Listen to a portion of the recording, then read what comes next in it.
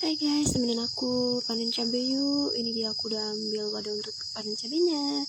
Yuk ikut aku. Ini dia kondisinya di belakang rumah aku karena ditinggal bapak ibu pergi, jadi ya agak sedikit nggak terurus ya. Tapi ini dia cabainya. Tuh lihat, seger-seger kan.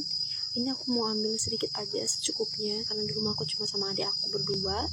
Jadi aku ambil secukupnya aja untuk bikin sambal. Ini dia. Ini tuh cabenya nanam sendiri ya, karena ibu tuh terlalu kreatif, jadi tuh nanam sendiri karena biar nggak beli-beli gitu loh, karena kan kadang harga sembako kan naik turun. Tidak, udah ambil secukupnya. Ternyata aku lupa kalau di dekat rumah tuh, di dekat pintu ada lagi. Ini dia, tapi sedikit sih yang masih panen, tapi nggak apa-apa, udah ada yang merah-merah. Aku petikin aja deh. Bye bye, makasih udah ikutin aku.